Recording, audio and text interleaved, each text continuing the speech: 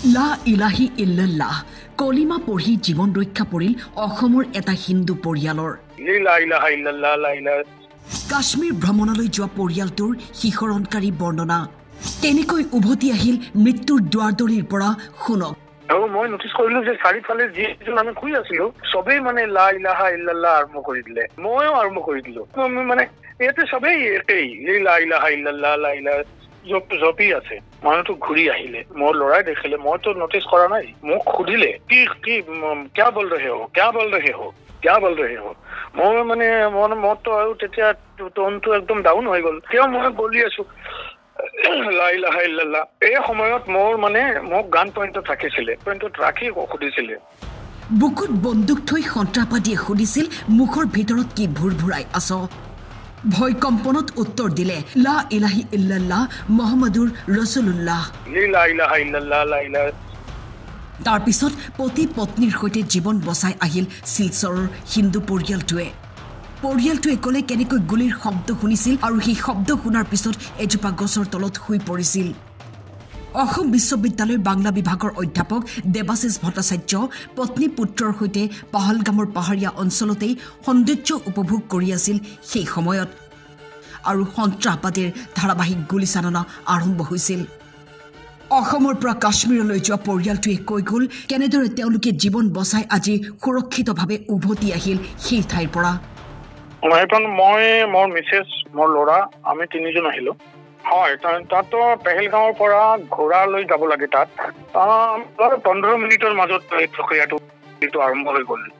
প্ৰথমতে আমি গমেই পোৱা নাই। মোৰ এটা গুলিৰ শব্দ শুনিলো। লোকাল এটা হেৰি আছিলে, ফটোগ্ৰাফাৰ মোৰ ওচৰত আছিলে। মই সুধিলো কিয় হোৱা, তো ফটোগ্ৰাফাৰজনে ক'লে নাই এই মাজে মাজে পৰা বান্দৰ নামি আহে, তেতিয়া এই ফৰেষ্টৰ মানুহে আহি এইটো হেৰি খেদি দিবৰ কাৰণে ব্লেংকিং কৰে। তাৰপিছত তেনেকুৱা আৰু এটা শব্দ মাত্ৰ আৰম্ভ হ'ল, এটা দুটা।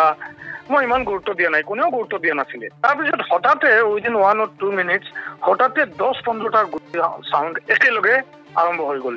তো মোৰ ল'ৰাক নটিচ কৰিলে, মই দেখা নাই, মোৰ ল'ৰাটো দেখিলে যে আমাৰ পৰা 20 মিটাৰ মান দূৰত হ'ব এটা কাপল, তো এজনক মানে দিলে, মানুহটো পৰি গ'ল। তো তেতিয়া লৰালৰি আৰম্ভ হ'ল আৰু এটা মানে বিভিন্ন ঠাইত 2-3টা মানুহ পৰি গ'ল উইদিন 1 minute।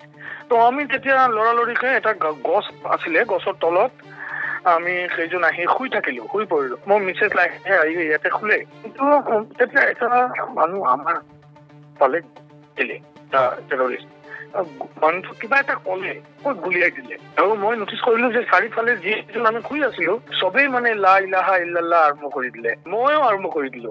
মানে ইয়াতে সবেই একেই লা ইলাহা ইল্লাল্লাহ লা ইলাহা জপি আছে। মানুহটো ঘূৰি আহিলে, মোৰ ল'ৰাই দেখিলে, মইতো নটিচ কৰা নাই। মোক সুধিলে কি কিয়া বল ৰহে হো, কিয়া বল ৰহে হো, কিয়া বল ৰহে হো।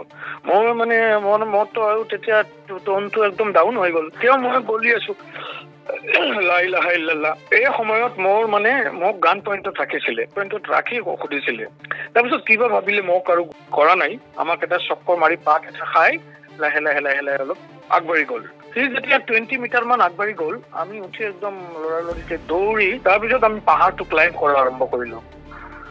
পাহাৰ ক্লাইম্ব কৰি 2 ঘণ্টামান পাহাৰত খোজকাঢ়িব লগা হ'ল। 2 ঘণ্টাৰ অলপ বেছি হ'ব। ঘোঁৰা খুৰৰ যিটো চিহ্ন, এই চিহ্ন অনুসৰি আমি কিন্তু গৈ আছো। এটা সময়ত এটা গাঁও গৈ পালো আৰু তেতিয়া ফোনত নেটৱৰ্কো পালো। তো মোৰ ড্ৰাইভাৰে মোক ফোন কৰিলে, এটা কাশ্মীৰী ফেমিলিক মই এপ্ৰ'চ কৰিলো যে ড্ৰাইভাৰক অলপ বুজাই দিয়ক আমি ক'ত আছো। তো মহিলাজনীয়ে আমাৰ ড্ৰাইভাৰক বুজাই দিলে আৰু বুজাই আমাক দেখুৱাই দিলে যে আপোনালোকে এই ঝৰ্ণা ধৰি এই বাটেৰে আপোনালোকে নামি যাওক। তো আমি নামা আৰম্ভ কৰি দিলো। বহুত কি নামি অহাৰ পিছত এটা ঘোঁৰা দুটা আহি পালে, ঘোঁৰাখিনি আমাক লৈ নিচত তলত আহিলে। আৰু কোনোবাই ভাবিব পাৰেনে সন্ত্ৰাসবাদীৰ সন্মুখৰ পৰা সুকলমে সাৰি আহিব পৰা কথা? কিন্তু এইগৰাকী ব্যক্তিৰ প্ৰত্যুৎপন্নমতিতাৰ বাবে আজি তেওঁ নিজৰ লগতে পত্নী আৰু পুত্ৰৰো জীৱন ৰক্ষা কৰিলে। News desk, time 8।